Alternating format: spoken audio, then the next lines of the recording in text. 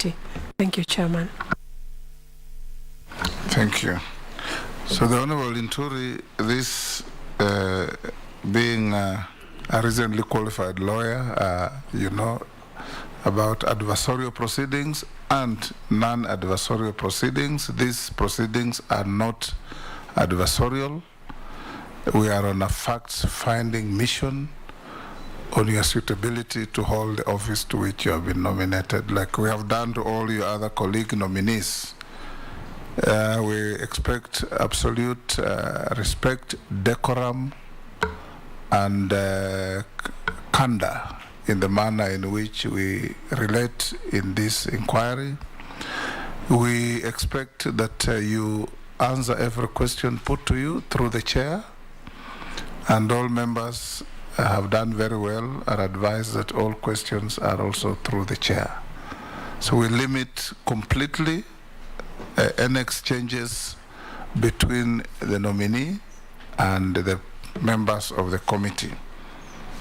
We will also, for a start, after a few preliminaries, give you 10 minutes or less to tell us the story of your life.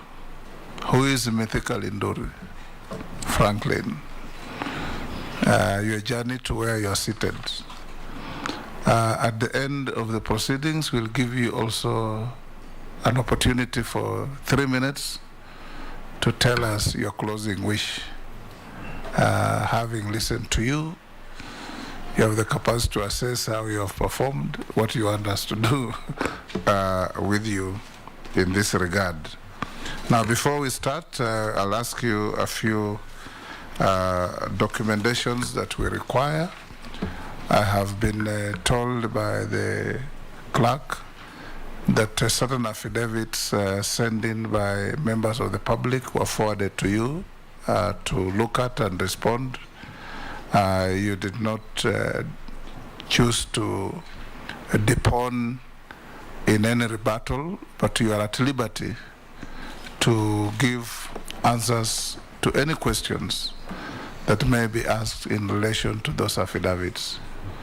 The election to depone or not to depone is entirely yours, but the committee will not prevent you from saying anything in relation to those affidavits, in rebuttal or in affirmation of the contents therein.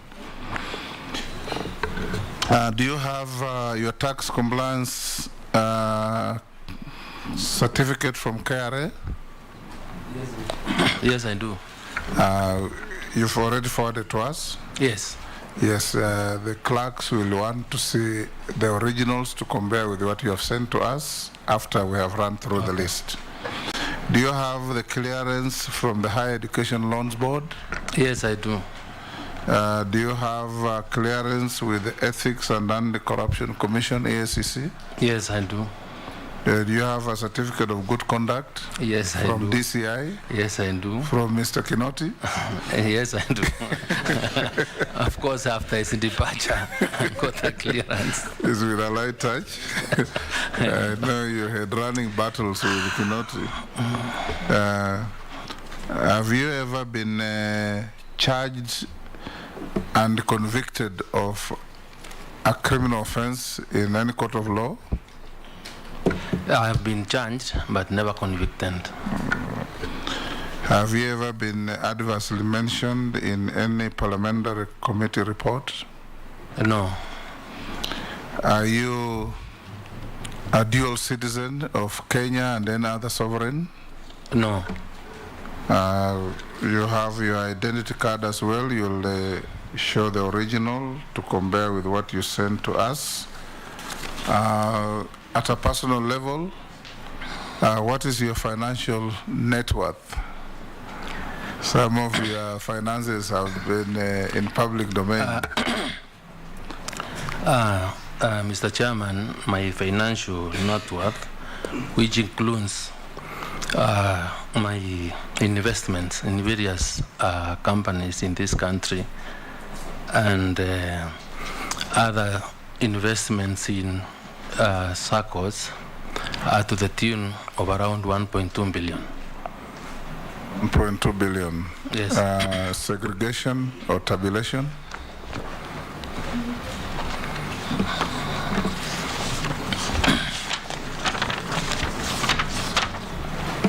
Mr. Speaker, sorry, Mr. Chairman.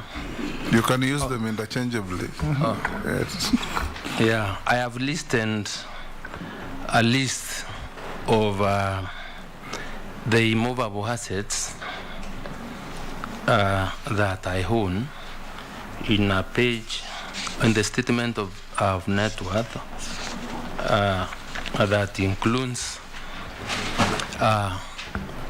properties that are developed. I've also put in a list of all the vehicles that are available for my personal use. And I've also put in the amounts of shares that I owned in various constitutions, one including the parliamentary circle, which I am a member. Mr. Speaker, I've also listed in directorship of in different companies where I am one of the largest shareholders, which is also on pin 16. So paragraph 16 from the questionnaire, and all these total to the tune of around 1.2 billion. Good. What are your current and anticipated sources of income?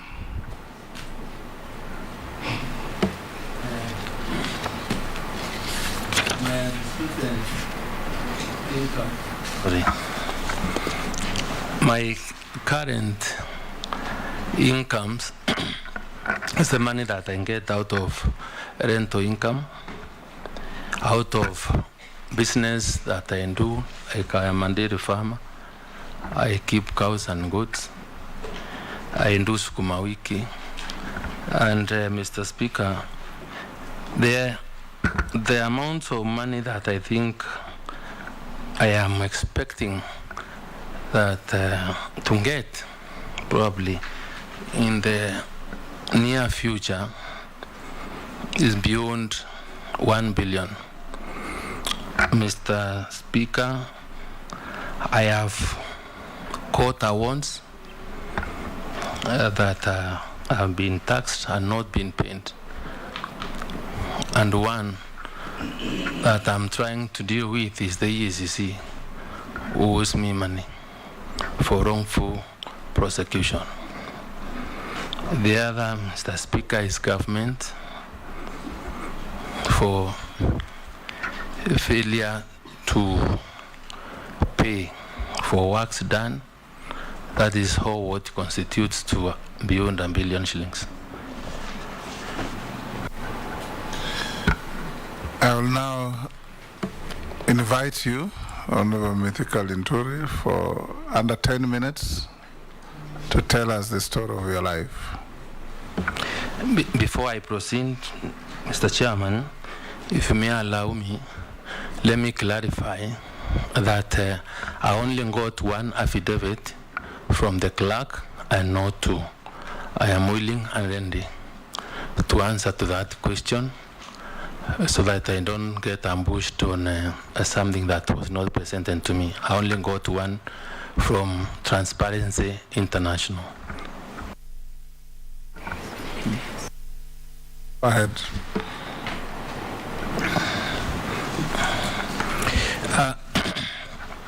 I also clarify, the clerk had mentioned affidavits, but now she says that is the only affidavit that was received. The one from Transparency International. You may proceed. Mr. Speaker. Does the clerk want something from you? Yeah, but there's a document I want to refer you to so that when it comes around, probably you may be able to guide me on how to proceed on this particular questions which I'm supposed to give satisfactory answers to. Proceed. Mr. Speaker, having been a member of Parliament and having understood our practice, I want you to guide me on how I need to proceed in answering questions where I may end up discussing matters that are before courts for determination. And Mr. Speaker, when I see, and I'm so happy, but regret at the same time because of that sub judice rule, probably I may not be able to explain to this country properly who Mithika Linturi is. I want to bring to your attention and to tell the country. Honorable Mithika Linturi, you are not at liberty to anticipate any questions. This answer, yeah. You only answer questions that will be asked to you by the members. What I've invited you to do, and I'm sure you've been watching some of the proceedings from your colleagues, is who is Mithika Linturi? I was born here, I grew up here, I went to school here, I have done this in my life, I've encountered some obstacles, I have surmounted them or not, and I have been given the privilege to be what I am today. Something like that. I'm guided. So don't anticipate any questions. The questions will be asked by these members to you. And when they're asked, you are not entitled also to frame your own questions and answer them. You'll answer the questions that will be asked only. Okay.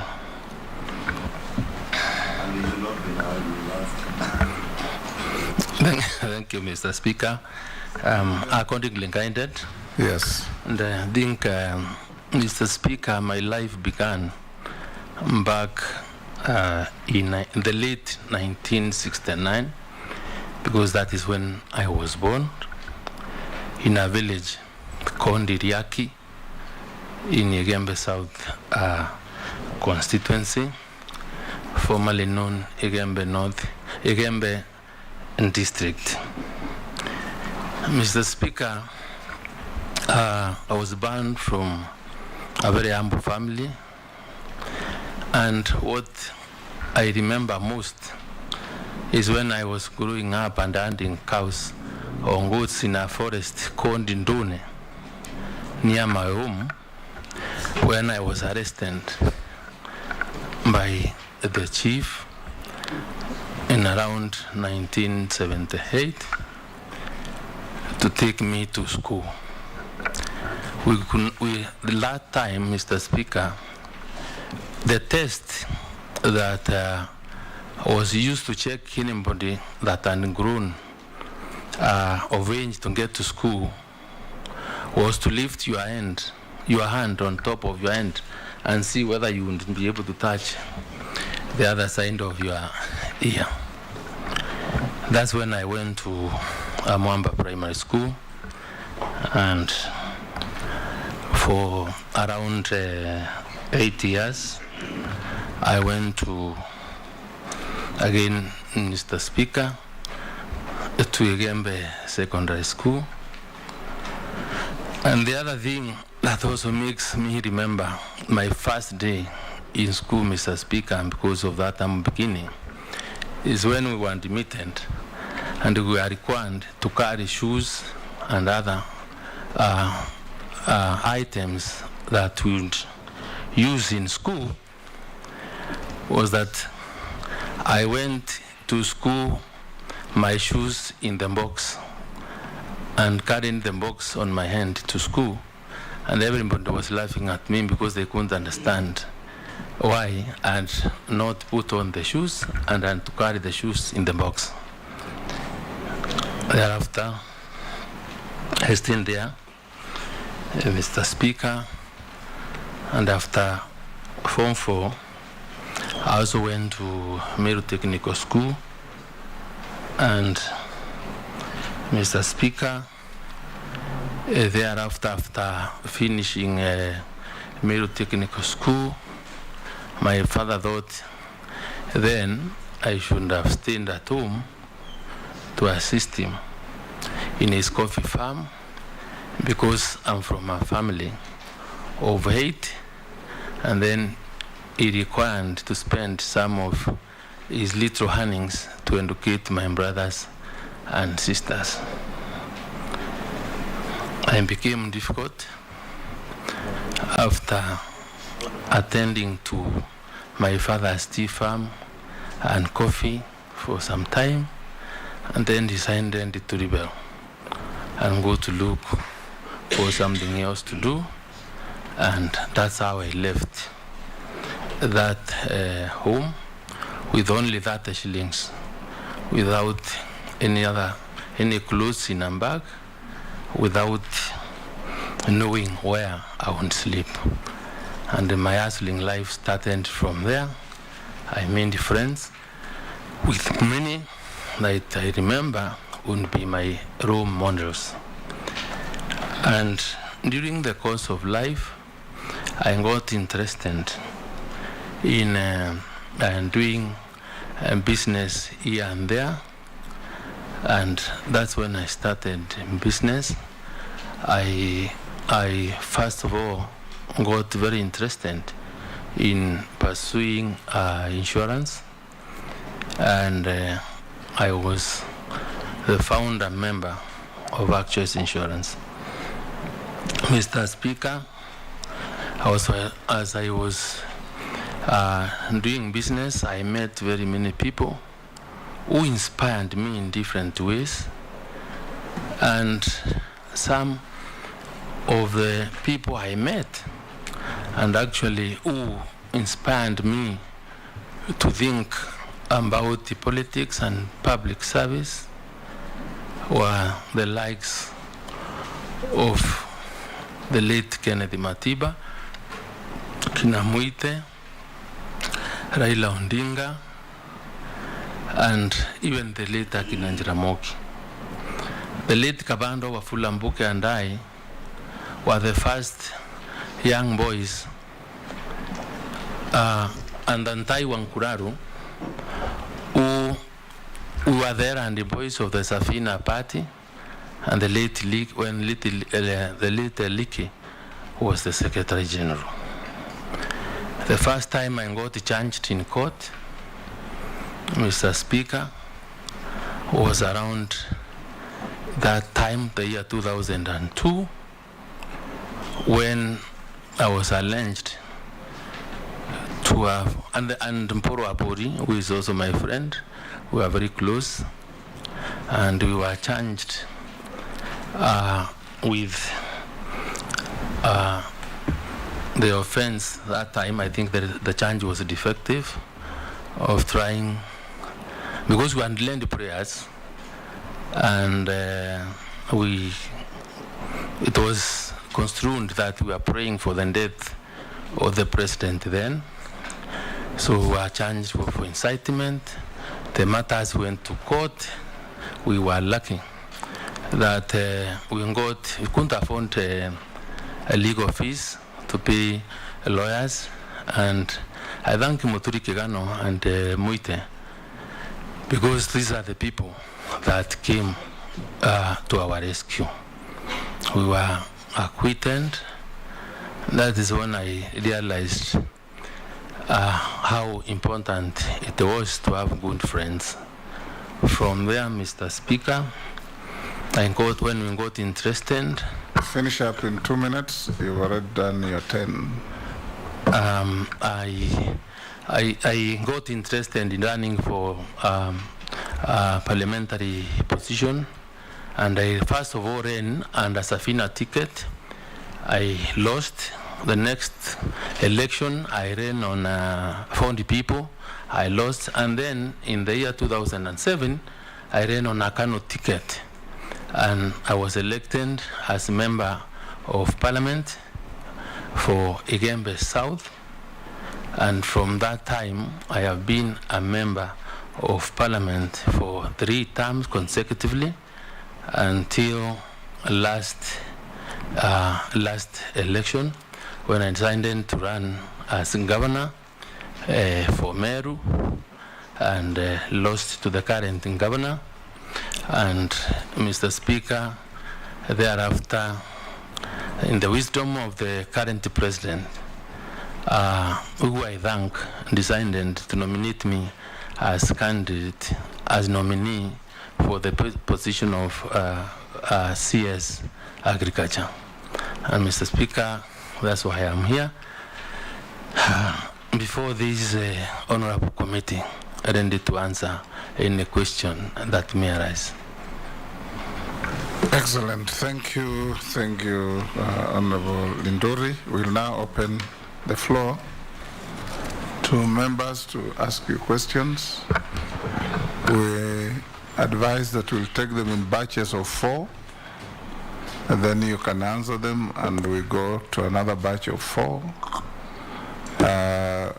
We allow members to seek clarifications where you are not clear. And even those who have asked when there's something burning, we give them an opportunity for a second bite. I'll start with the Deputy Speaker. Good morning and congratulations, Honorable Linturi, on your nomination as Cabinet Secretary for Agriculture and Livestock Development. As you know, that is a docket that is the people of Western Gishu County are immensely interested. As you know, agriculture is the largest sector of the Kenyan economy and the first pillar of the Kenya Kwanza manifesto. I'm sure you also know that agriculture has the highest employment multiplier effect. And this is a question that was asked of me to ask you by my 25-year-old son, who is a farmer. He says the average age of the farmers in Kenya is 65, yet the highest unemployed people are the young people. So the question is, what are your plans to ensure that farming becomes profitable and that the farmers are assured of predictable income so that you can capture these young people who are unemployed? The other question is, how do you plan to assist the creation of jobs within the agriculture sector to address the high level of unemployment in the country which afflicts the youth? Thank you. The Honorable Majority Leader, Kungwa. Thank you, Honorable Speaker. For the record, my name is Kemani Ishongwa, MP Kikuyu. Honorable Linturi, as the Deputy Speaker has indicated, and I'm sure you're aware that agriculture forms one of the core pillars. It's actually the first pillar in the Kenya Kwanza manifesto. And you're aware, I'm sure you know that it is one of the sectors that has the highest employment multiplier effect, and probably that's why the Honorable Shole is asking what plans you have to ensure that agriculture becomes profitable and creates jobs for millions of Kenyans who have no jobs. But also I would want to hear what are your plans, if approved as Minister for Agriculture, to dismantle the monopolistic cartels that have made agriculture not profitable to the majority of farmers, and especially in the dairy sector. I would want to hear what plans you have to make sure that you dismantle those monopolistic cartels to make sure that our dairy farmers are able to earn a decent living out of their agricultural endeavors. To Honorable Linturi, you have said you were arrested by a chief at a very young age to be taken to school. And as fate would be, up to very recently, we've seen you being arrested. And I heard you also arrested during the Kanu days and charged with incitement to violence. Maybe Mr. Speaker would need to declare interest, because Honorable Linturi, we have worked together in UDA and in the campaigns. And I may be privy to information that contributed to his arrest. I don't know whether Honorable Linturi, you would find it proper, because there is already the affidavit that has been filed by Transparency International that touches on a very serious crime. And I do know the circumstances, because you had shared with me and a group of us prior to your arrest the circumstances around the issues that have been raised there. Maybe it would be only proper that you share that information with the committee on the circumstances that led to your arrest, whether you are the villain or the victim, and clarify that issue. To Honorable Linturi, I see that you have attached a degree. Point of order, Chair. Yes. Yeah, Chair. We are also listening very keenly to the majority leader's questions, but he's not coming out clearly. We would also like to get the benefit of what exactly he's asking.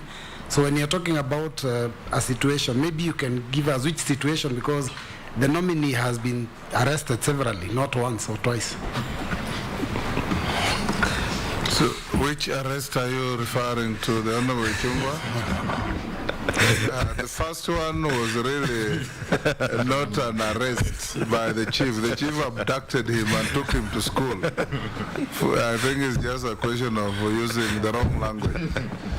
He was captured by the chief while looking after cattle and taken to school. Isn't that so? That's what you meant? Yes. Yes.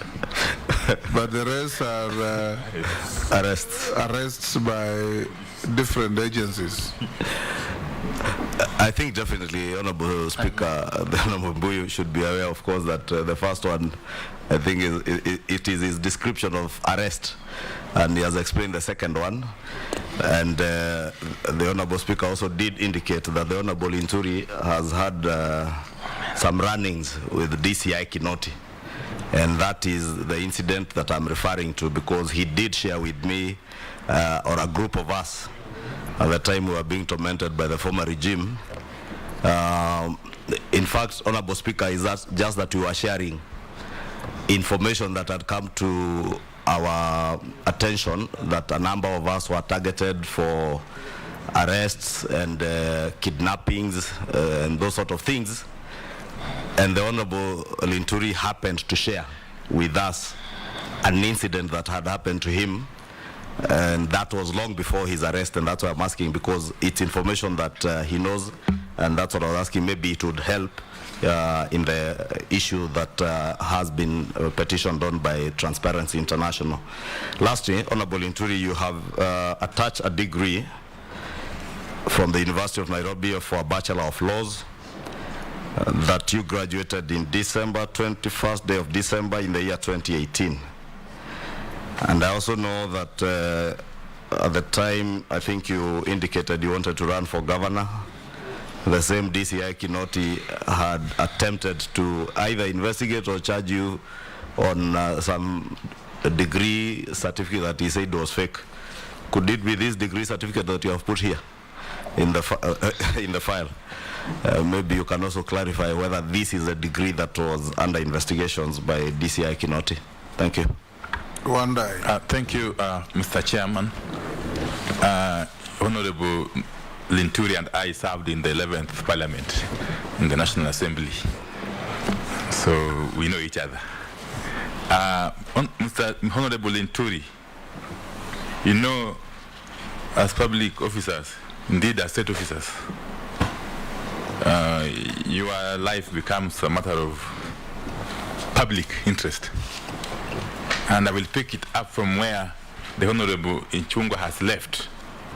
Because I've looked at your CV, which is in the file, and it shows that you clearly have only one degree, which is Bachelor of Laws, second-class honors, upper division attained in 2018 from the University of Nairobi.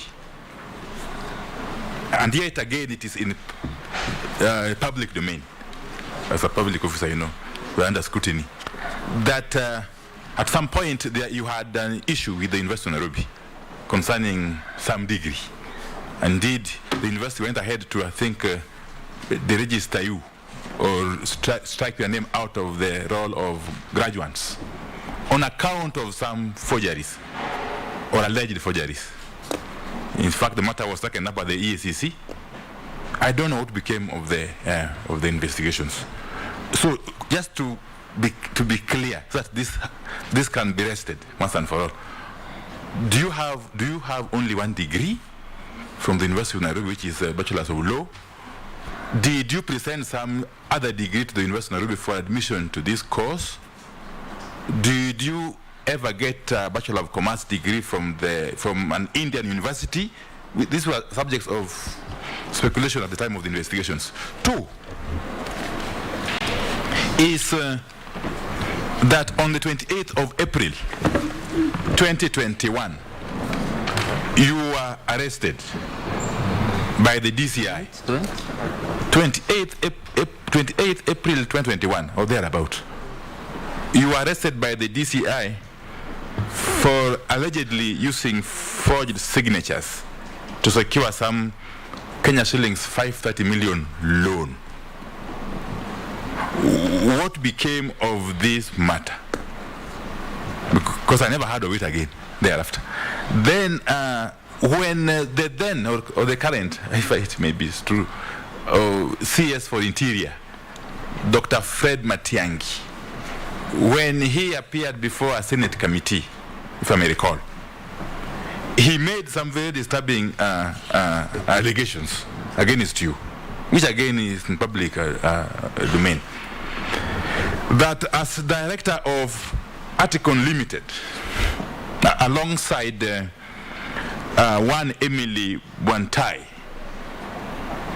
you forged company documents to facilitate the borrowing of another Kenya's personal loan of Kenya shillings 100 million without the consent of another shareholder or co-shareholder going by the name Kipchumba Ngetich, who was subsequently again fired from the company for refusing to play ball. Those are the words of Dr. Matiang'i. I'm just paraphrasing him.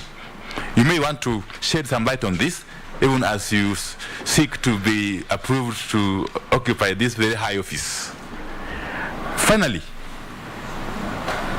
and the Honorable Kungwa has touched on it, the affidavit by one Sheila Masindi, who is the Executive Director of Transparency International, drawn on the 14th of October 2022,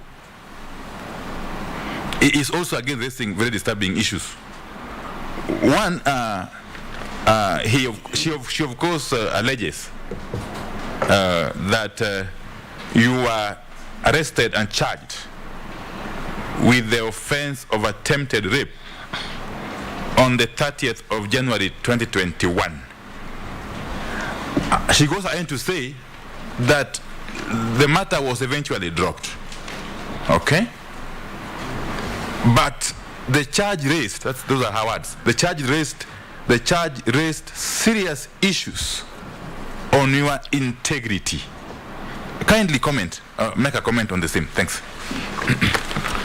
I think those are sufficiently weighty, quite a mouthful. I would allow you to answer those 3 before we take some more. Starting with the Deputy Speaker, but you can choose to start from the tail end or the top. Let me, Mr. Speaker, start from the bottom up. So I'll start by answering Mheshimiwa Wandai. And Mr. Speaker, when in my opening remarks, there is an issue that and raised on sub judice, and I will do my best to answer so that I do not touch on the issues that are before court for determination. Mr. Speaker, I don't know whether this document is with you, and I want to answer the issue, the matter on the affidavit of Mbere on the withdrawal or the issue of the attempted rape that he's talking about. And that is indeed the issue that Mheshimiwa Ichung'wa was trying or sharing, because even before this happened, and shared with my very close friends. Mr. Speaker, I'm an open book. In fact, those that write and say I've litany of cases is an understatement. As I sit here, I have 35 cases in court as I am sitting here. 35. And these 35... For civil nature or criminal nature? They are civil, Mr. Speaker. I have no criminal case in any court in this country. And I'm saying the only criminal case that I had in court is a case between the Republic and I, where the complainant was buried. And it's, I think, since everybody knows the kind of band relationship that I had with the NDITHIA, and my political persuasion that, or the political position I'd taken in the last general election, or since the handshake, Mr. Speaker, I was the complainant. I was the complainant in this case because this was a case of abduction, Mr. Speaker,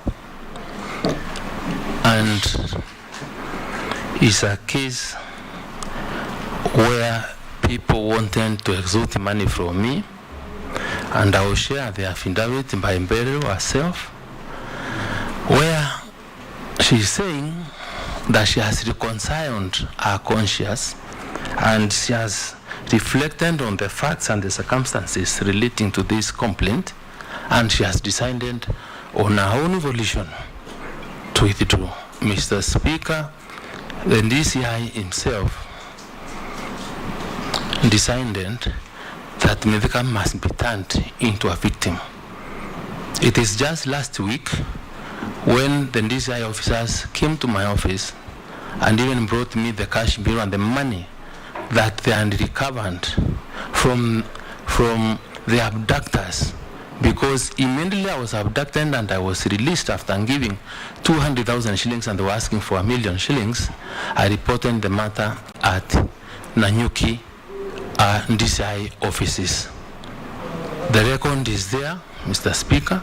And I remember I was with you, I don't know whether I shared, Mr. Speaker, when we were there, in Diani, Mr. Speaker, when we were under the Senate committee in Diani in last year, but one, where I was asking whether I would get permission to go to Nanyuki to record a statement to this effect so that these abductors would have been taken to court. I missed the Diani meeting. 2 years ago, Mr. Speaker, the Committee on National Security, we had a meeting in Diani. That is the time. The committee with you, but yes. I was not in Diani. Yeah? I was a member of the committee with you, I agree, but I was not in Diani. Yeah, that's where we were. I'm saying the time we were in Diani as a committee. Yes, okay. I was sharing it with the committee, our chairman. Yes. So this is the time when I was required in Nanyuki to do a statement for them to appear before court. Because I was traumatized, immediately they were arrested. And since I didn't make, it is the NDITHIA himself who ordered the file be transferred from Nanyuki to Nairobi, instructed the NDITHIA then Mr. Mauri. And when this matter came here, people were, other officers were picked, were asked to do different statements. My statements were torn, and they fixed me, framed me as a victim, and that's how I ended up in court. This affidavit from Beryl and Oduor, when she decided to withdraw, has given a condition, and because he was cross-examined by the magistrate, and I've put the ruling from the magistrate here, Mr. Speaker, and which I will be willing to share. that her condition was that the person, I was required to withdraw the extortion complaint I had launched against her and the friends at the Nanyuki. That is what happened, Mr. Speaker. I was framed.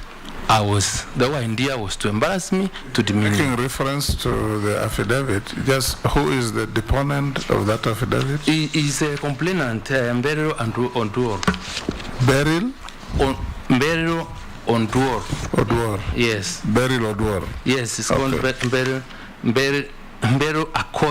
Beryl Akothi Owondo, sorry. Beryl Akothi Mr. Speaker, Owondo. can we get copies of Can that you share it document? with Yes. And even as, I don't know, as he continues, So next, Yes. yeah, as he continues, maybe to just clarify clearly where the charges have been dropped within the meaning of Article 157, sub-article, I think, 8. Or there's simply an application to withdraw or to have them dropped. Mr. Speaker, the application to withdraw this matter was done by the complainant herself. So an affidavit, and as you know, or you are aware, that the DPP must agree to the withdrawal, sent a letter to the DPP, attached an affidavit to the DPP, and the DPP went to court to seek concurrence from the court on whether the matter should be withdrawn or not. That happened, and Akoth Beryl testified before a magistrate. She was cross-examined, and the magistrate and nothing else other than to assent to a request to withdraw the matter. The ruling from the magistrate is attached to the affidavit of Beryl and Rora. I did not initiate. The only thing that was of a requirement from them was that I was required to withdraw the extortion complaint that I found with the NDITHIA in Nanyuki. That's how the matter was withdrawn. It was not the DPP who decided to do it, but it was moved by the complainant to withdraw the matter. And did you withdraw also your complaint then To date, on extortion? to date, Mr. Chairman, I have not. I have not withdrawn, but I can also tell this committee, I have fought so many cases and I don't think I have the energy.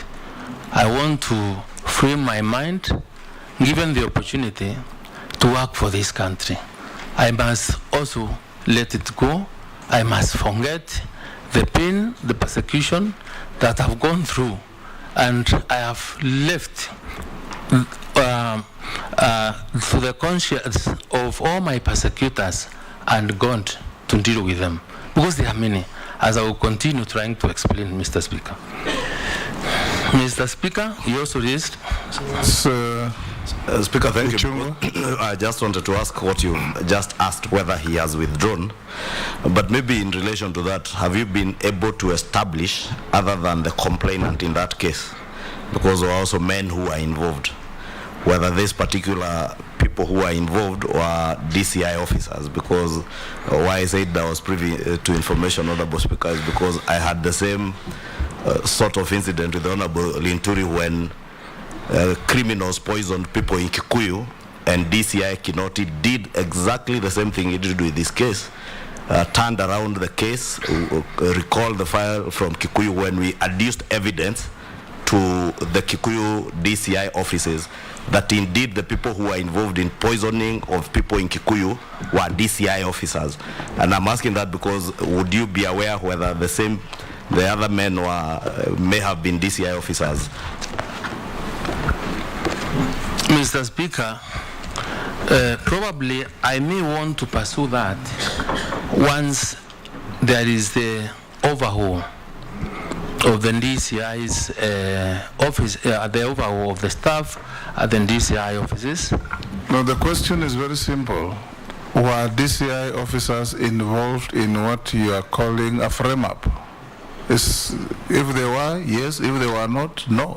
Mr. Speaker, I may want to imagine that they must have been, because calling for a file for an offense that took place in Nanyuki, bringing it to Nairobi, assigning it to other officers, and then turning me to a victim when I was the complainant, then it cannot... Turning into the villain, the Yes. accused, not the victim. Sorry. Yes. Yeah, that's what happened, Mr. Speaker.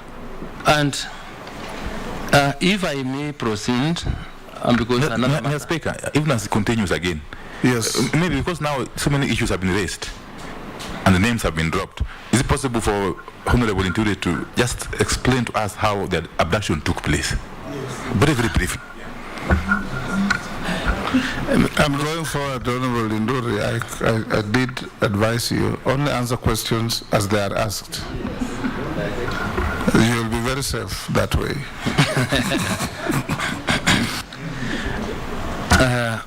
Mr. Speaker, I think this happened a long time ago, and some things are not very good to remember because they remind you of those bad memories.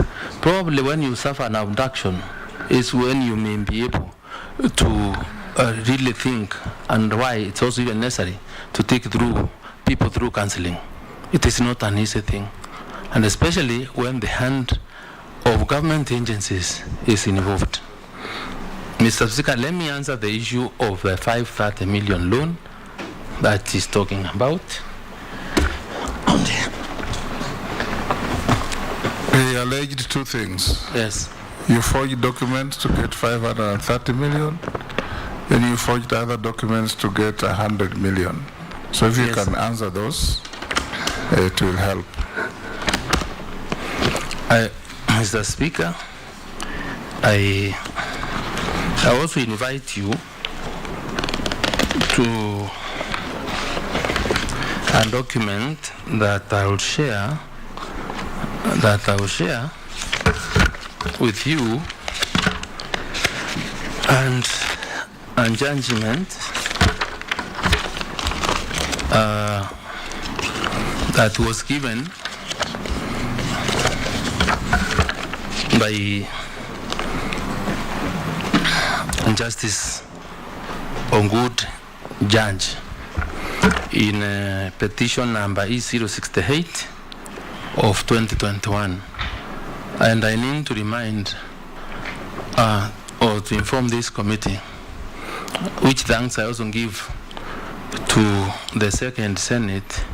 I think it is the Second Senate of the Republic of Kenya, because one of the things that I was arrested for, the allegations I was being arrested for when we were to vote for the BBI, are these allegations that Wandai is raising. Mr. Speaker, the matter that Wandai has raised is subject to an High Court matter E138. There are several rulings on this particular issue by Justice Okwani, Aumbisharing. That is the 500 or the 100? They are all combined. They are combined? Yeah, they are combined. Oh.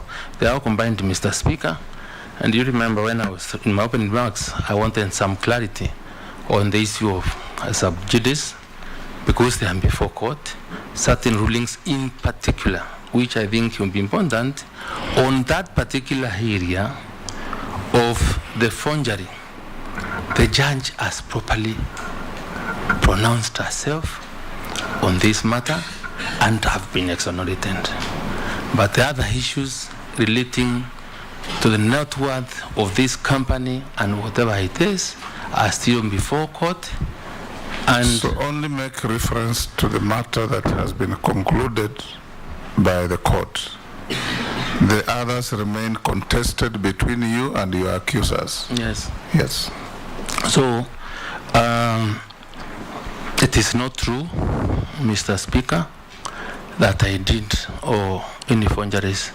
And in fact, this was also a situation where the NDITHIA was ending the complainant, the person is referring to take away my investment in this particular company. And Mr. Speaker, when I got arrested, I went to court through a constitutional petition and to stop the prosecution, my prosecution on that matter, without the NDITHIA and the DPP properly putting into context my complaint in this matter, because even in this case, Mr. Speaker, I was the complainant because my company had been taken away by fraudsters. And in the course of investigations and the NDITHIA and other agents and found a way to deal with me, then I was also turned again to be the villain. Mr. Speaker, on the last page of this judgment, which I was going to share, on paragraph 119, because the DCI and completely refused to investigate my complaints in the wisdom of Justice H.I. Ngundu, and directed as follows. Having found that the second respondent did not fully act or investigate the petitioner's complaint launched with him, I direct him to act on the same and forward his findings to the first respondent within 19 days. During the 19 days, the first and second respondents shall not charge or arrest the petitioners. Save for the above, then I find no merit in this allegation. Mr. Speaker, I want to share, because this document, and goes to that is to, I'm bringing this to demonstrate and to show that even when people read or questions are raised, Mr. Speaker, the criminal justice system was somehow not willing to listen to my complaints, and I am just waiting for the appropriate time. So I'll give this one. Yes, to share with the committee. Chairman, I'm seated next to the nominee. I'm requesting that so that we don't go into a serious health crisis, tell him to breathe normal. He looks nervous. Tell him just to say, I'm hearing a lot of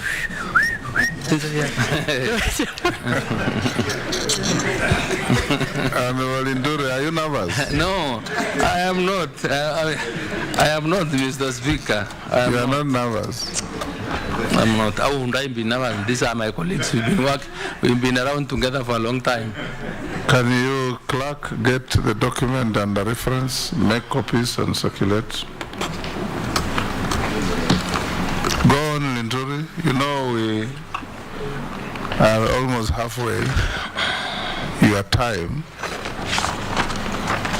and we are still skirting around two issues.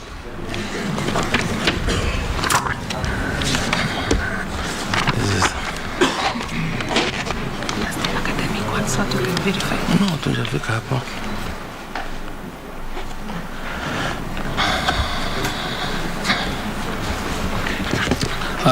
Okay. Make progress, Honorable Linturi. Honorable Wandai put it to you that you forged documents to obtain two loans, 500 million, 100 million. Your retort is that you didn't, and you have given a document to buttress that, right? Yes, I have. Go to the next issue. I'm trying to get another ruling from Justice Okwani, where on the same issue? On the same issue. Okay. Because this was a constitutional petition that stopped my arrest, and the finding of the judge was this did not investigate this matter. The other one is where the judge has clearly pronounced herself on the issues of the forgeries that he's alleging, is talking about. So did the court say you forged or you didn't? I did not. Okay. Yes. Just give the ruling. Just give the documents. The clerks will run through and assist the members so that we make progress. Can I ask?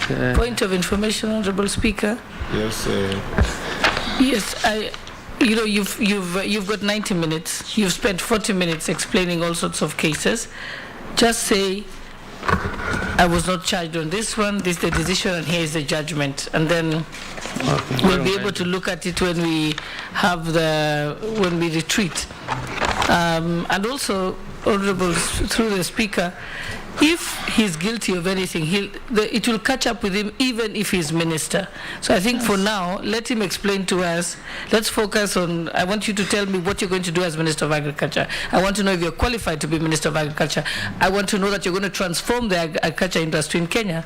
That's more urgent. The other items are before other competent institutions. Chairman. Chair. Chairman. Yes. Vicaria. I totally agree with Deputy Speaker and your the Vice Chair of this committee. If we continue like this, and as you had alluded to that when you started speaking, is that almost half the time is gone. And what we really want is to know, much as this is part of what we are supposed to be looking into through this committee, but I think it is also important that we also consider on other matters, as Sholei has indicated, so that we can be able to see the suitability of the candidate, or mostly on matters to do with agriculture. As I also agree that what is going on is also part of what we are, but at least, as she says, this is the case, this was a judgment, pass it, without stories, again, because it's going to really give us... Ferdinand. Thank you. Linturi is a friend of mine, I want to declare that, but given that Chair, and he has confessed himself publicly that he has over 35 cases and is tired of these cases. We are looking for somebody who is free, and that means that Linturi, you may not have the time and the energy, because they'll keep on coming up to do what we want you to do. Tell us how you're going to, with the 35 cases, it's too much. And you have said yourself, you want to get rid of this, so can you Order, honorable members, I don't want it to be a free-for-all. Because we have had a very good sequential process of interrogating nominees. Honorable Linturi, what you need to do, this is not a trial court. We are not going to establish whether you attempted to rape or not, whether it has been withdrawn or not, whether you are framed or not. The question was put to you by the Honorable Wandai on the rape charges. You have given us documents of withdrawal. This committee will not inquire into exactly what happened. We have a court document. He asked you if you forged documents to secure 2 loans. You have said you didn't. And you have given us documents. Move on to other questions that were asked of you so that we can make progress. To the university issue, then we can... Then you asked about the university, and you are supposed to have uttered a degree from India. You have put only 1 degree from the University of Nairobi. And he alleged that you had running arguments with the same university about the same degree. Yeah, if you can answer that, then we can move on to other questions that the Deputy Speaker asked you, and give other members an opportunity also to...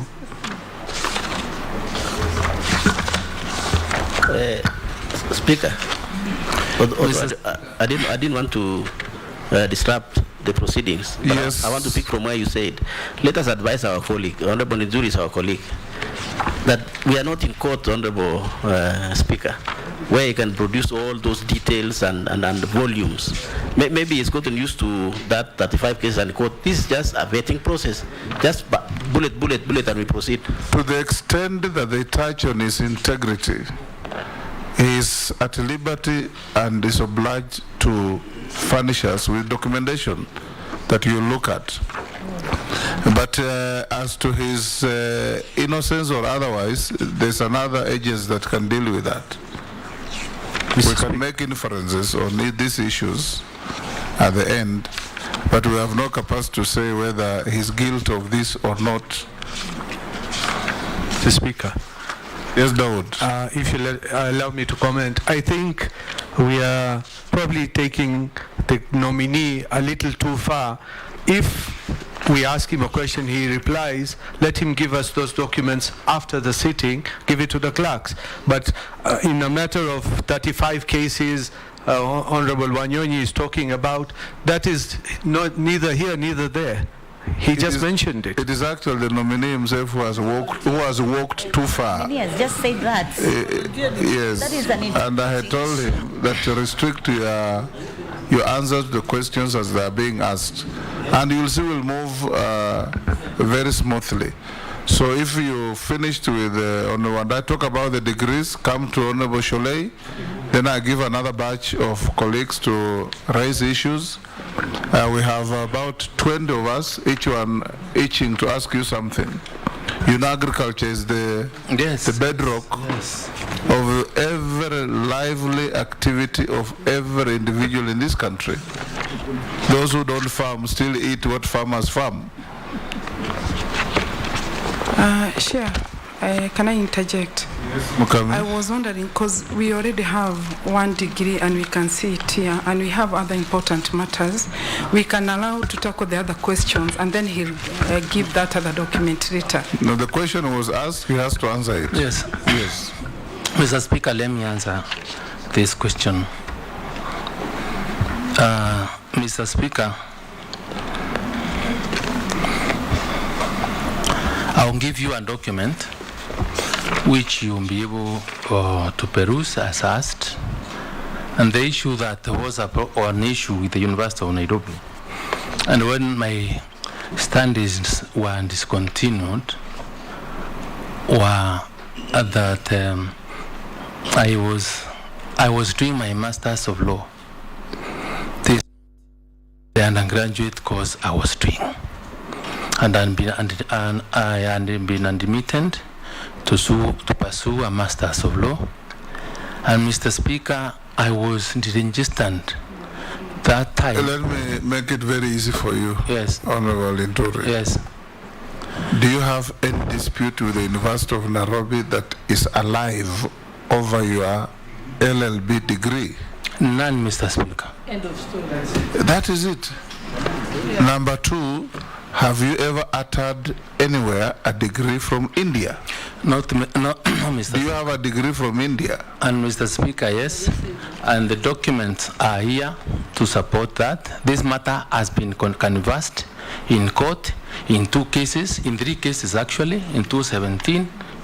Their own documents here. And India. I will not be able to mention on that because the same matter again has been raised. The hearing for this case is on 4th of November. Issues around your Indian degree. Yes. Hold on. Issues around your Indian degree are in court. Yes. Is that the reason why you did not attach that disputed Indian degree? That is not really, Mr. Speaker. It's also because the documents that I attached are the documents I'm able to access. One of the issues where I raised... That's exactly what I'm asking you. That you attached the Kenyan degree from the University of Nairobi because it has no issues. It doesn't have issues. The matter is there. Answer other questions. Speaker, how does it rest, really? When he has said that he has got an Indian degree, the certificate must be with him, the degree certificate must be with him somewhere. He says, yes, if I got him right, he has an Indian degree, it has issues around it, the issues are in court, they are active, and therefore sub judice, and we are not here to inquire into his degrees. In any case, the possession of a degree is not a requirement for him to be a minister. But if he has a disputed degree and the degree is found invalid, it goes down to his integrity. Yes. Yes.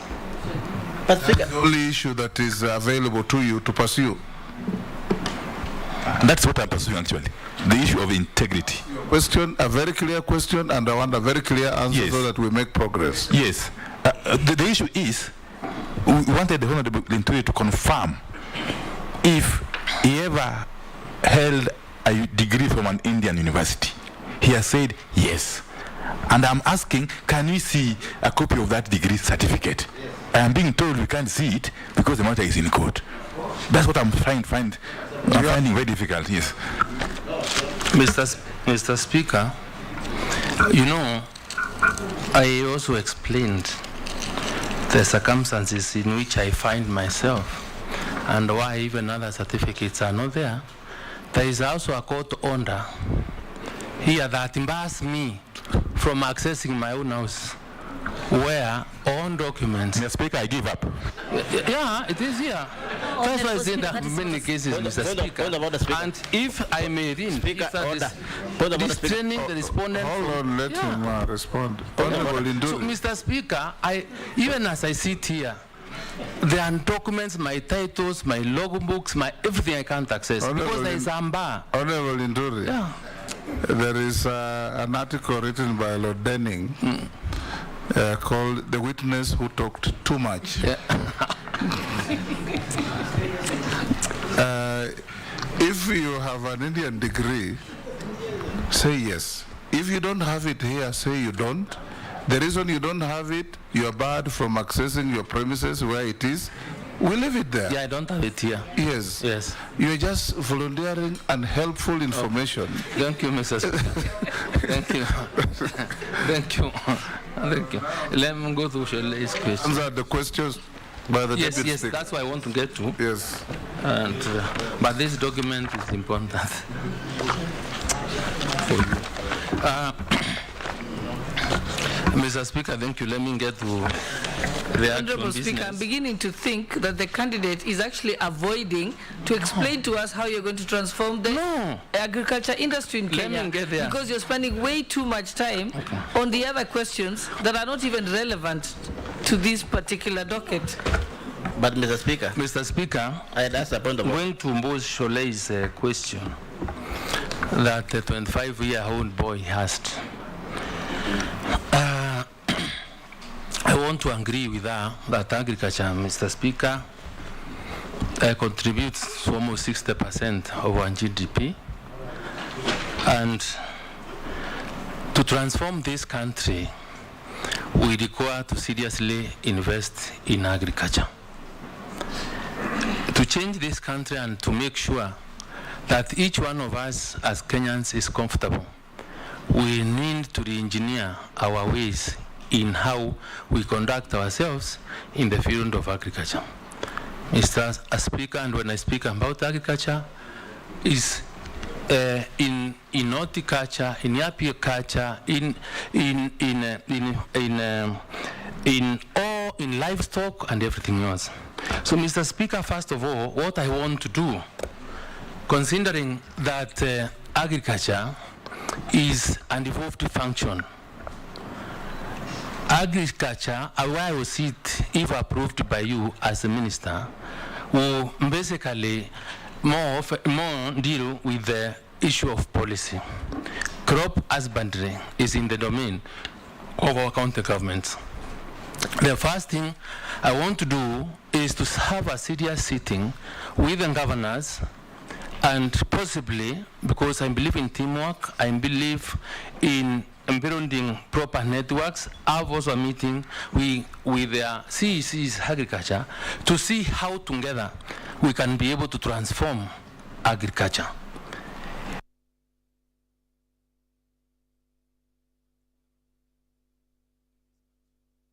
I know the youth can easily be employed if we were to do our agriculture right and correctly. And I'm happy Mbos Sholei's children is really interested in doing agriculture. But if you were to speak to very many young men and women, and whose mindset I am willing and ready to engage to change, is that some of them have taken agriculture as a form of punishment. Many of them are afraid of that, and many of them, because of failure for unguaranteed way of trying to assess what incomes or what you can be able to predictably be able to assess from a crop have made it very difficult for many of our children to engage in it. So I want to pursue possibilities of how we'll be able to encourage our young people and everybody else to get into the farms and do it. Mr. Speaker, I want to invite, including all the members of parliament here, we cannot be crying of lack of food when we are not doing it by ourselves. Before we get out there to cry, there is famine. What is it that we are doing as leaders from the family level to feed ourselves first of all? I want to ask, to call for a candid, robust discussion on how each one of us can be able to feed himself and run away from the reliance of going to markets to buy food when you are not sure where that food has come from. The question she asked you, the Honorable Linturi, is that what are your plans to ensure that farming becomes more profitable and farmers are assured of a predictable income? Mr. Speaker. Then combine that with a question from Kungwa that your docket is the highest in employment multiplier effect. What are you going to do to ensure that agriculture becomes a major job creation engagement? Ichunga, that was your question, right? Yes. Yes. And how you'll dismantle Milk cartels in the sector. Take a minute to answer those three questions. Yeah, Mr. Speaker, we now have to see on how we can hand value to our agricultural products. Those that are doing, for example, dairy, we must know how we can be able to engage them from their own farms, from an area where probably you can be able to bring in farmers to pull together. So for example, collect enough milk, see how we can have processors that can be able to hand value to our milk so that we're able to produce other I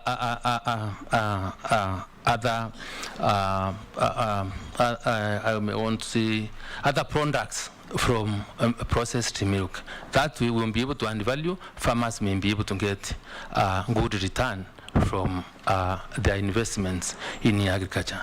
Mr. Speaker, if we were to be able to seriously subsidize on farm inputs, fertilizer, since we will be able to bring the cost of production of our food our food from whatever cost it is, because government would have taken some bit of cost by providing subsidies. That we may be able to to encourage the farmer to create and see more value from his produce, from whatever he does on a daily basis. Mr. Speaker, I also want to say that if we were to make sure that there is good return, and if we were really to ensure that once a farmer is able to predict what price he may be able to get from the market, then we'll be able to encourage. I want to, Mr. Speaker, to adopt the technology so that I can be able to link markets.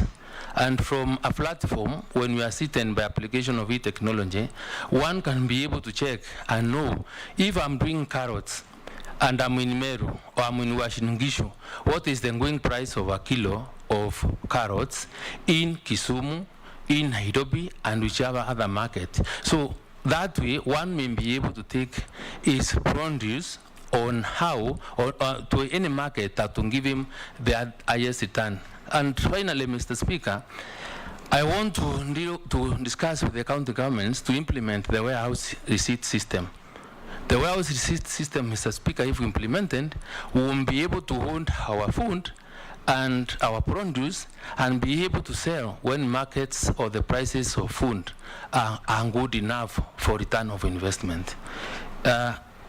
Ichungwa raised a question on how we will be able to deal with the cartels in the ministry, and we intend to dismantle them. Mr. Speaker, I also want to say that I want to ensure that when I get to the ministry with your approval, God willing, then I want to have a Kenya farmers database. The Kenya farmers database will be able to show me or tell me how many farmers do you have that are doing milk, that are doing cabbage, that are doing maize, or whatever type of a crop that there is. And that way, even when we get to making subsidies to the farmer, then we can with precision say which farmer is going to benefit from what subsidy, whether it's seed, whether it's fertilizer, and that we also would require an e-voucher system so that in partnership with our National Cereals and Produce Board or agrovets, we can be able to make sure that person that really benefits from the subsidies that we'll be giving as government are the really people that require that particular support.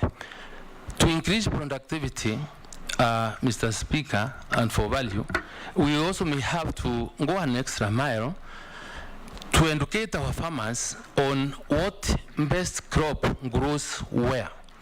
And with that kind of data, then we will be able to maximize on productivity and avail information to our farmers so that you do not plant barley in an area that requires you to plant rice. Or if you just wake up in Meru and decide I'll plant maize here, yet Meru cannot do very well in that particular ecological zone. So getting information to farmers will be critical, moving along with them will be very important, and customer education and training will be very critical if we really have to produce maximally and farmers get a really value of their produce. Mr. Speaker, to deal with cartels, as Kungwa said, these cartels are the same, are the cartels that when you give subsidies of fertilizer, they wait for the fertilizer, buy it, store, repack, and then sell those at exorbitant prices. We will require, Mr. Speaker, to really map out or be able to get the numbers that are supposed to benefit from these subsidies, and this I intend to use an e-platform where we will have a record of all the farmers that we are talking about, so that the final beneficiaries of our subsidies, our knowledge of the information that we want to disseminate as a ministry, then go to the right people. Thank you. I'll take 5. So note them and answer them. And this time, let's be conscious with time. And members, 1 question each. Junet, Owen Bayer, Robert Mbui, Ferdinand Wanyonyi, Murugara. Everybody will have a chance. Thank you. Thank you, Chairman.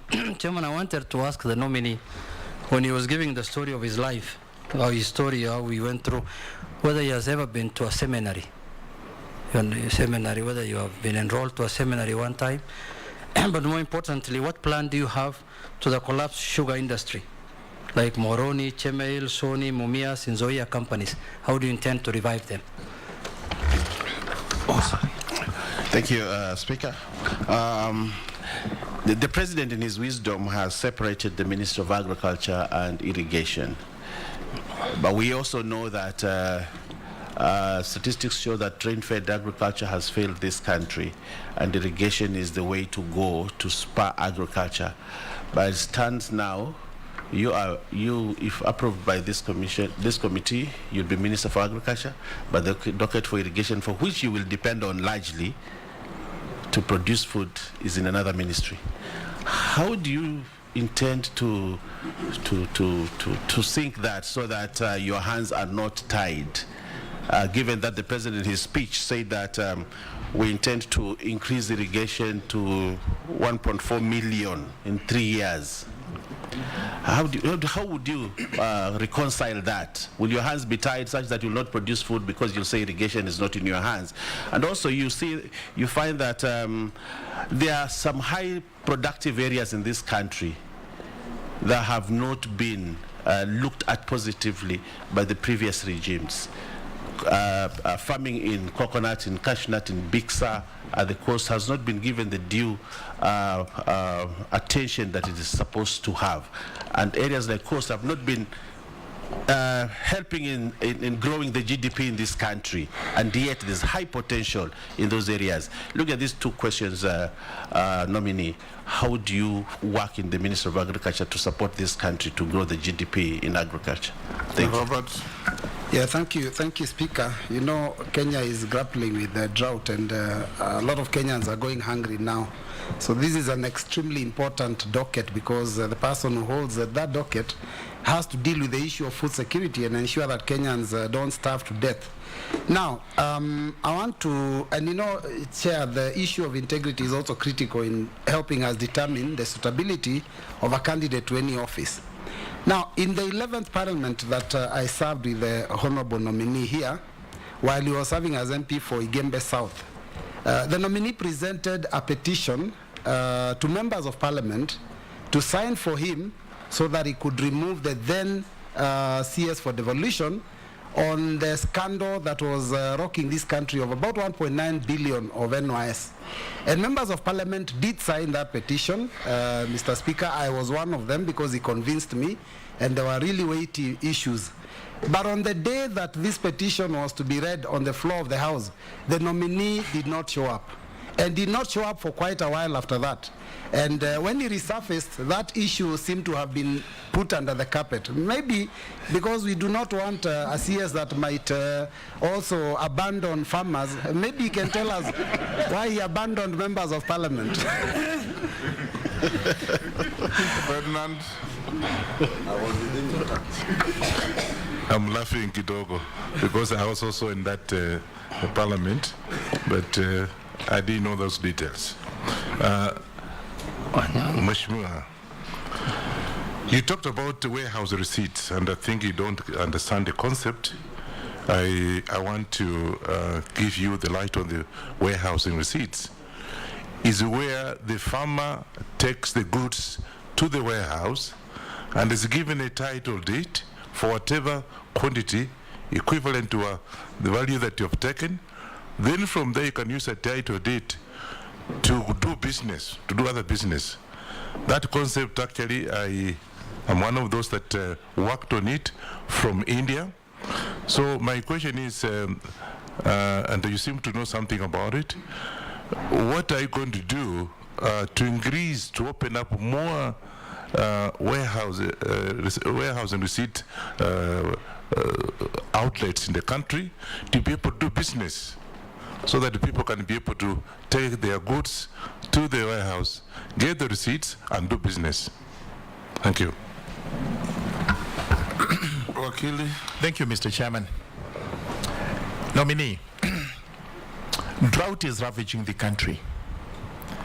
And the reason why Kenyans are suffering is due to the fact that we do not have a good policy on food security. Matters food are governed by the Agriculture and the Food Act, which vests execution in the Agriculture and the Food Authority. We've been told recently, especially by your predecessor, that the ministry contemplates repealing the Agriculture and the Food Act and also abolish the authority, so that it can deal with individual crops instead of dealing with crops lumped together for purposes of production, marketing, and distribution.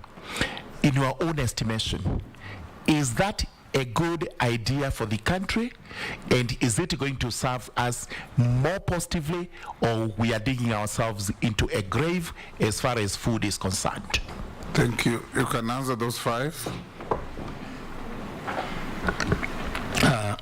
Thank you, Chairman. Mheshimiwa Junet, I asked about the revival of the sugar industry. And I think that's a good question coming from him because it comes from that side. Mr. Speaker, I think the sugar industry plays or employs very many people, and is a source of employment for young people and others that work from that particular end. And when I interacted with the sugar companies when I was the chairman of public investment, most of these sugars companies were making losses. I think it is the time, Mr. Speaker, I think we really require a serious discussion, because the investment of government in a number of these sugar industries is huge. We've had bailouts by government to these sugar companies a number of times, and we are required to check on whether there is real return on the money that government invests in them, and then open a candid, robust discussion with all stakeholders in trying to understand how best we can revive the sugar industry. Mr. Speaker and Chairman, I would ask Junet to become part of this discussion, because you may understand this area better, but I am told or hear that there has been discussions on how to privatize these companies for maximum productivity and for profitability. If that is the direction we may end up going, then Mr. Speaker, and since all stakeholders will be involved, and if we are to go that way, of course, Parliament will be involved, then at the personal level, I wouldn't have any problem, because I will not be there to dictate. I will only be guiding the process, and it will be all inclusive, all consultative, so that we have one common ground on how we need to revive this important sector in our economy. Mr. Speaker, I think when asked how I will be able to produce food when the irrigation docket is not in my domain, and I want to say that government works collectively. I am sure, and we cannot succeed without water, want to grow food without water. And anybody that cared to listen to my impulse's speech yesterday during the Mashujandi celebrations, he has offered or inviting people to partner to come up with around 100 dams that will be able to assist us in providing water for irrigation. I want and I believe that because cabinet decisions are collective, I will personally be able to speak to my sister Alice Wame, because she is in that particular docket, and because we must all deliver as government on how we can break those perceived barriers, if any, so that at least together we can be able to grow food, together we can build the synergy and ensure that our country is food secure, because our reliance on food, our rain-fed agriculture, Mr. Speaker, is not anything that we can really rely on. An interesting question was also raised by my good friend Shmoamboi on my integrity, or whether I will run away and leave the farmers alone. Mr. Speaker, even as we discuss that issue, I think for those that have been bunge with me, because I think we've served the longest, you have served the longest in the House, and I think I'm the second longest serving. I think my record also speaks for itself in view of the committees that I chaired and the recommendations I've done as a committee, which went to the extent of indicting ministers when we sat in the same house as ministers, and the latest being my investigation committee that I chaired, investigating the possible loss of money from the Ministry of Education by the acquisition of the Ruaraka land that where the country lost 1.5 billion. I don't waver. I am incorruptible. You can only persuade me, Mr. Speaker. So to get to the withdrawal of this particular matter, because that matter, Mr. Speaker, it is true and a lot of support in the House. And Mr. Speaker, those that were in that parliament, when all this happened, I came to the chamber and rose on a point of order and a personal statement. And I documented every step that took place, what went on, who called who, where that letter was signed from, and that matter isn't. Unless if it's, if you allow, Mr. Speaker, I can mention. You know, Mr. Speaker, this country, you allow me to explain the circumstances. Go ahead. Mr. Speaker, for those that have never known, you see, when a gun is put on your head, and you understand when you have a CEO who is almost a terrorist, then there are many people that cannot withstand the pressure, the intimidation, and the threats that exist.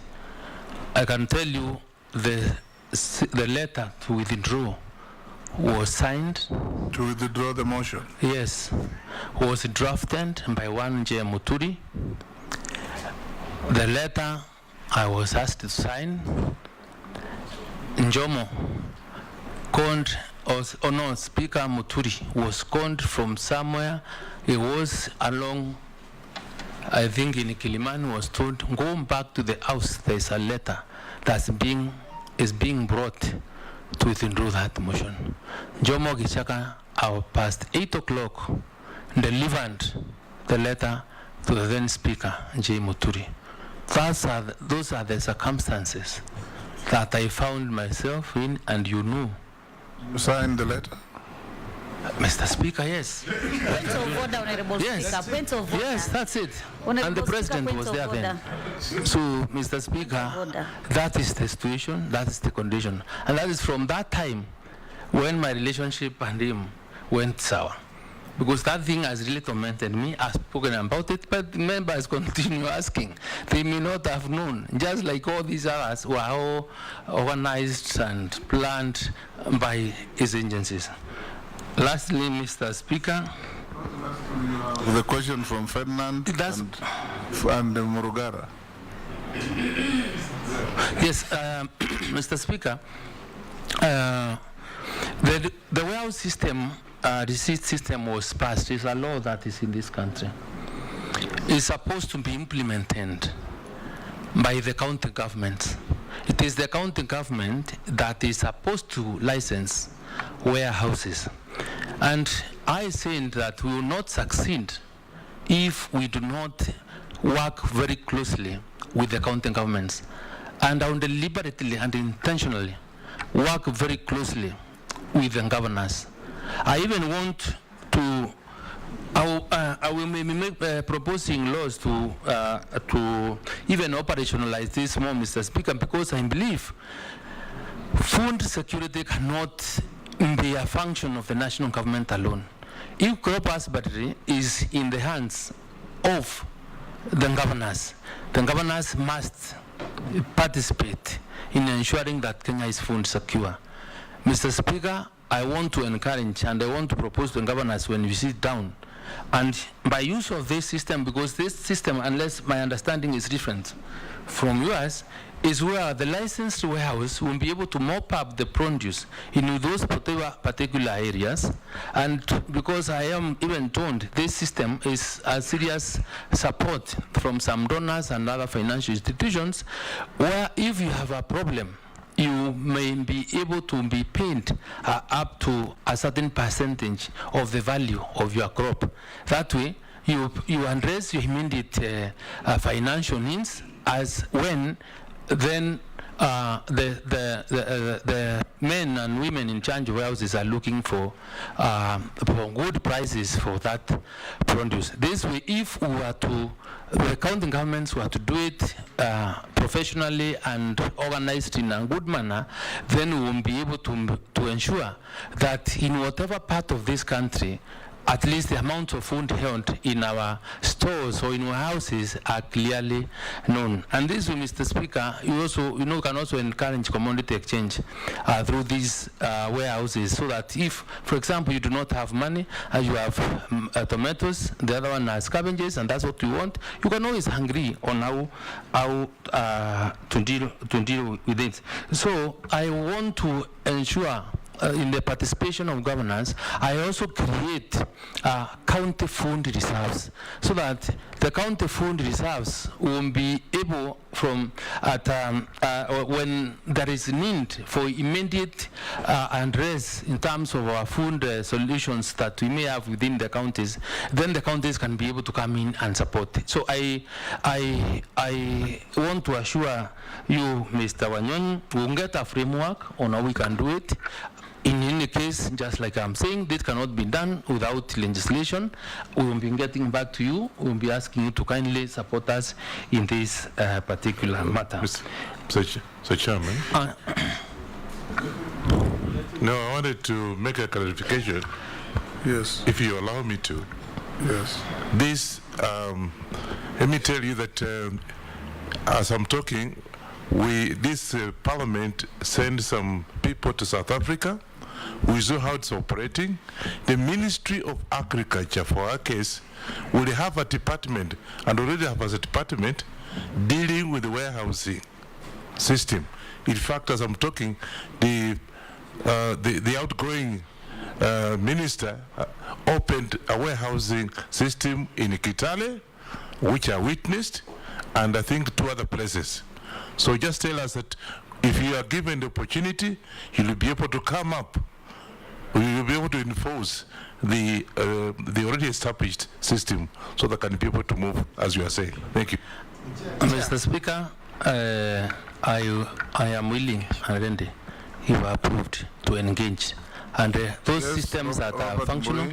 Yeah, thank you, Chair. I didn't want to disturb. I wanted to wait for him to finish. But when Wanyonyi did, I thought maybe at this point I need to clarify that on the question I had asked, and this has to go on record, Chair, that on the day that this petition was to be presented to Parliament, it was not withdrawn, Mr. Speaker. It was on the order paper.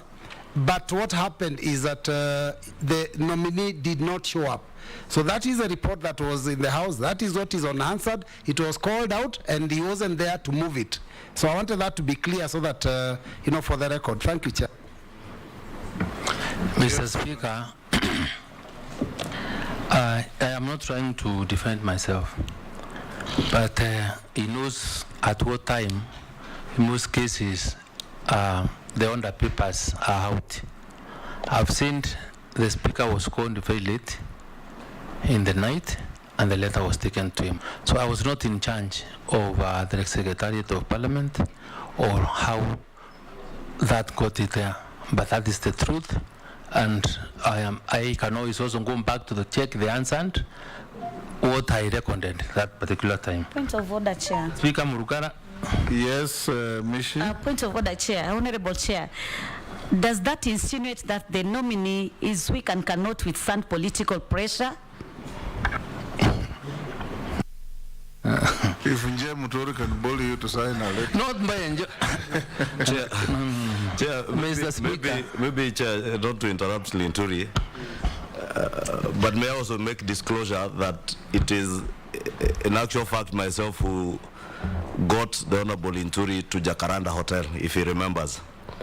And the circumstances then, if you know the kind of president we were dealing with, when Linturi tells you when you have a gun over your head, you really have no choices to make. And it is indeed true that letter was typed by Nje Muturi in the business center of Jacaranda Hotel. And I was then the vice chair of the Public Investments Committee, and I was directed by none other than President Uhuru Kenyatta to ship the Honorable Linturi out of this country in a trip that we are going to Turkey that weekend. So you connived into undermining Linturi's integrity? We did not connive, Honorable Speaker. And that's what I'm saying. It may not be a reflection of the Honorable Linturi. Anyway, let's go on with other issues. Or strength. I'll now give the floor to Murugara. We have 6 minutes of your allotted time. Mr.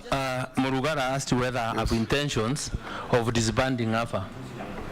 Yeah, so just like I've said before, AFA is a creature of an act of parliament.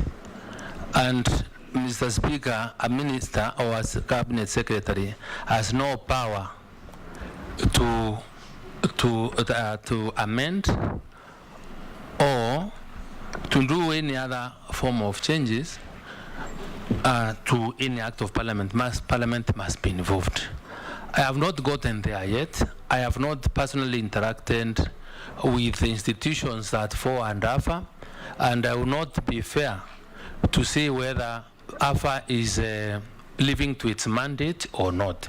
But in your wisdom, it's the wisdom of this committee that you recommend me serve in that docket, then one of the first things I'll be doing is to engage AFA and other stakeholders to understand really how we can either transform that institution, whether it's living up to its mandate. But just like when I was trying to inquire, I know it has some bit of challenges because I'm told it has no bond. Maybe probably it has remained dysfunctional, either for strategically or for any other reason, I do not know. But I will try to inquire and see how best we can be able to address the issues that touch on the mandate of AFA, and I will be involving the members of parliament kindly. Posing Daud Mishi Koech Amisi. Thank you, Speaker. Question each. We have 4 minutes. Speaker, from where I come from, it is argued that you don't milk a stone, you only milk a cow. And I want to be on record, Speaker, because we are not making, or Chair, because we are not making any determination now, so that it's known by the time we are going to make our determination that the nominee is trying to use court to gag the committee from getting issues of integrity on him, Speaker. That is very critical. And to exit my question therefore for him is, there are 70% of this country is arid and semi-arid, or thereabout. And in those areas, they keep animals, cows, camels, goats, and so on. When it comes to the Minister of Agriculture, it's about crops most of the time. Should you get an opportunity, Honorable Linturi, what new thing will you bring to this 70% people living in 70% of our country in terms of recognizing cows, camels, goats as assets, as investment, so that, Honorable Chair, they can be collateral. Somebody can go to bank and get some assistance. We are keeping things which don't help us, Honorable Chair, until when they are sold or they are slaughtered. So what will Honorable Linturi bring that is new, that will give hope to this 70% of the people living in this country? I thank you. Daud. Thank you, Chair. Congratulations, Honorable Mithika. And I thank the President for nominating you. My question is, you stood for election as a governor, as you have already said, and you got more than about 190,000 votes, and that was good. You had a manifesto as a governor, and there is a manifesto of Kenya Kwanza. Could you probably tell us the cross-cutting issues between your manifesto and Kenya Kwanza, and if there were variances in your manifesto and Kenya Kwanza? You have said you will work with the governors. Will you work with our governor, Meru governor, in doing whatever you're going to be doing if you are put in this place? Thank you. Thank you, Honorable Speaker. Honorable Speaker, just before my question, I just want to add on what the nominee has just answered, Honorable Junet's question in terms of reviving the sugarcane industry. I also want to add that you also need to put in your plans the issue of cashew nuts, bixa, and coconut industry, so that it just don't remain as a rhetoric during campaigns, but a real action to be done to ensure that we have this kind of industry. And my question would be, during Mashujaa Day yesterday, His Excellency the President has talked about putting up a fertilizer plant, East Africa Community Fertilizer Plant. Also talked a lot on subsidies on crops and even farming equipment. But more so, we have had little in terms of livestock and fish farming. What plans do you have as KK government to ensure that we also integrate these other two sectors in terms of agriculture? Thank you. Thank you. Coach? I will be very quick. Honorable Linturi, drought is ravaging this country. More than 4 million Kenyans are staring at starvation. Crops are perishing. Livestock is dying. What is your plan in future to cushion farmers from such drought? And number two, what is the KK plan to make sure that we do not necessarily have to, in future, just stare at farmers lose animals and crops? So what will be the plan to cushion farmers on such?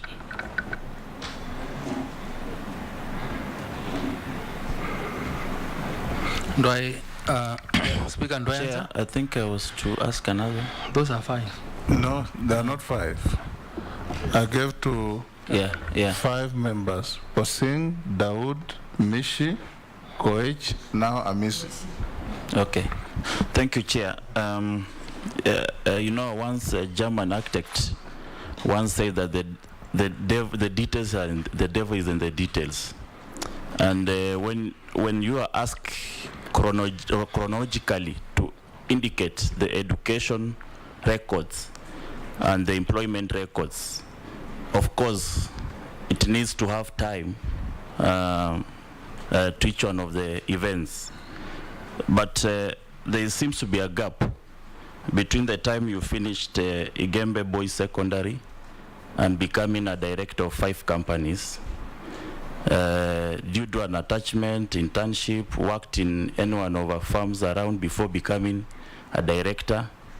And you know, the hustlers are also watching how to learn from public officers how to reach where they are.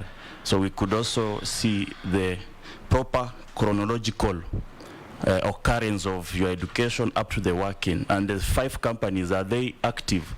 Then how will you manage the docket of agriculture, which is the backbone of our economy, while you are still a director of 5 huge companies? Thank you. You can quickly answer those 5. Mr. Speaker, first let me answer a question raised by Kosing, and I want to put it clearly that I don't use a course to ngag a committee. When you look at when those orders were issued, Chair. That was just a side comment. Answer the real questions. I want to ensure that I have a livestock master plan to take care of the pocots, to take care of the pastoralists, and be able to identify how many goats, how many cows, how many chicken that we have, Mr. Speaker. And you realize Kenya, I think is importing meat, yet we have the 3rd largest ant in Africa. I am going, Mr. Speaker, to ensure that progressively we will be able to see how we can manage our arable land, and so that we are able, because the problem that we have majorly with the pastoralists is pasture. I want to introduce something I want to call salin agriculture, where we will be able to tap the waters, probably like in Turkana, because water is saline, and be able to grow pasture and grass can grow there. There is no land that cannot be able to be utilized